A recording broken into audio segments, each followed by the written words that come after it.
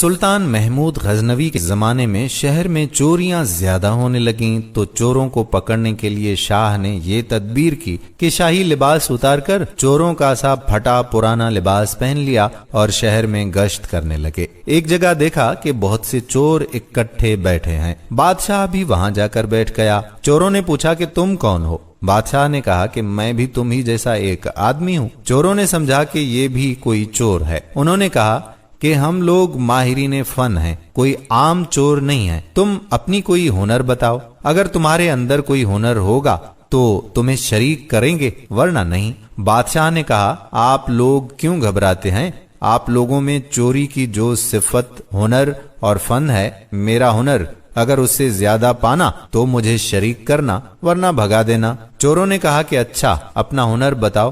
بادشاہ نے کہا کہ میں بعد میں بتاؤں گا، پہلے تم لوگ اپنا ہنر بیان کرو۔ ایک چور نے کہا کہ میرے اندر یہ فن ہے کہ میں اونچی سے اونچی دیوار پھاند کر مکان میں داخل ہو جاتا ہوں، چاہے بادشاہ کا قلعہ ہی کیوں نہ ہو۔ دوسرے نے کہا کہ میری ناک میں یہ خاصیت ہے کہ جہاں خزانہ مدفون ہوتا ہے میں مٹی سونگ کر خزانہ بتا دیتا ہوں کہ یہاں خزانہ موجود ہے۔ جیسے مجنوں کو خبر نہیں تھی کہ لیلا کی قبر کہاں ہے، قبرستان جا کر ہر قبر کو سونگا، جب لیلا کی قبر کی مٹی سونگی تو بتا دیا کہ لیلا یہاں ہے۔ تیسرے چور نے کہا کہ میرے بازو میں ایسی طاقت ہے کہ چاہے کتنی ہی موٹی دیوار ہو میں گھر میں گھسنے کے لیے اس میں سوراخ کر دیتا ہوں۔ چوتھے نے کہا کہ میں ماہر حساب ہوں، PhD میتھمیٹکس ہوں، کتنا ہی بڑا خزانہ ہو چند سیکنڈ میں حساب لگا کر تقسیم کر دیتا ہوں۔ پانچویں نے کہا کہ میرے کانوں میں ایسی خاصیت ہے کہ میں کتے کی آواز سن کر بتا دیتا ہوں کہ کتا کیا کہہ رہا ہے۔ چھٹے نے کہا کہ میری آنکھوں میں یہ خاصیت ہے کہ جس کو اندھیری رات میں دیکھ لیتا ہوں دن میں اس کو پہچان لیتا ہوں۔ اب سب چوروں نے بادشاہ سے پوچھا کہ اے چور بھائی تمہارے اندر کیا خاص بات ہے؟ شاہ محمود نے کہا کہ بھائی میری داڑھی میں ایک خاصیت ہے کہ جب مجرمین کو پھانسی کے لیے جلادوں کے حوالے کر دیا جاتا ہے اس وقت اگر میری داڑھی ہل جاتی ہے تو مجرمین پھانسی کے پھندے سے چھوٹ جاتے ہیں۔ یہ سن کر چور مارے خوشی کے کہنے لگے کہ آپ تو چوروں کے قطب ہیں، جب ہم کسی مصیبت میں پھنسیں گے تو آپ ہی کے ذریعے ہم کو خلاصی ملے گی، لہذا فیصلہ یہ ہوا کہ آج بادشاہ کے یہاں چوری کی جائے، کیونکہ آج سب اراکین نہایت پاورفل ہیں اور مصیبت سے چھڑانے والا داڑھی والا بھی ساتھ ہے، لہذا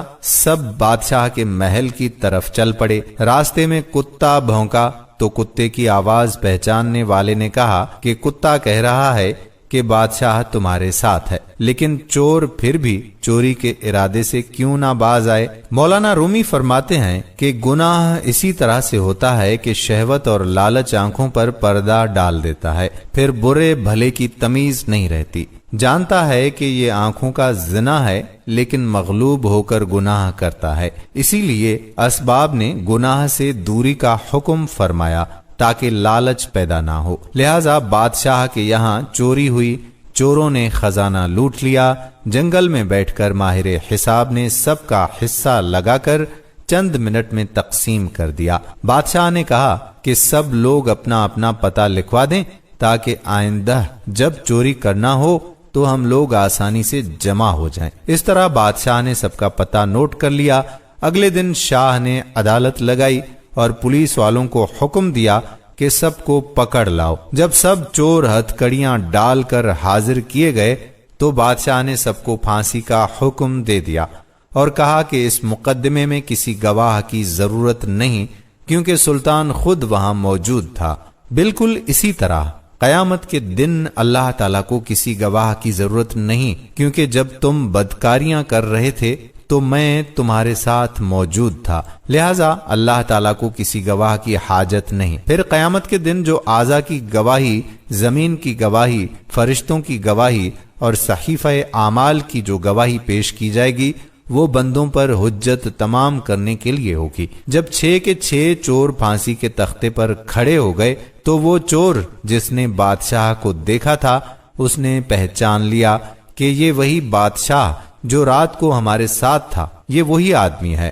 وہ تختہ دار سے چلایا، حضور کچھ دیر کو ہماری جانوں کو امان دی جائے، میں آپ سے تنہائی میں کچھ بات کرنا چاہتا ہوں۔ بادشاہ نے کہا ٹھیک ہے، تھوڑی دیر کے لیے پھانسی کو موقوف کر دو اور اس کو میرے پاس بھیج دو۔ چور نے حاضر ہو کر عرض کیا کہ اے بادشاہ سلامت، ہم میں سے ہر ایک نے اپنا اپنا ہنر دکھا دیا، لیکن بدبختی سے ہمارے سب کے سب ہنر جن پر ہم کو ناز تھا انہوں نے ہماری بدبختی کو اور بڑھا دیا کہ آج ہم تختہ دار پر ہیں۔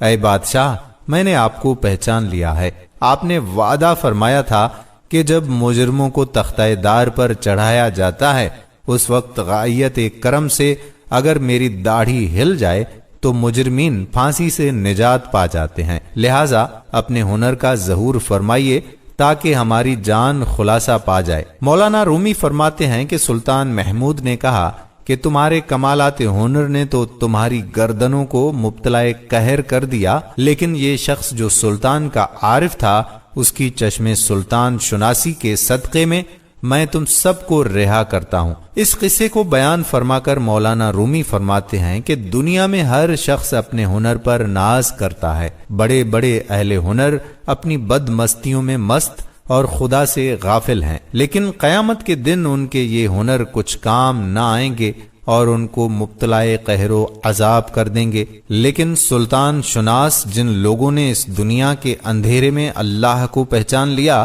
نگاہ معرفت پیدا کر لی، قیامت کے دن یہ خود بھی نجات پائیں گے اور ان کی سفارش گناہگاروں کے حق میں قبول کی جائے گی۔ دوستو، ہم امید کرتے ہیں کہ یہ تاریخ ساز واقعہ آپ کو ضرور پسند آیا ہوگا، اپنے دوستو احباب کے ساتھ شیئر بھی ضرور کر لیں گے۔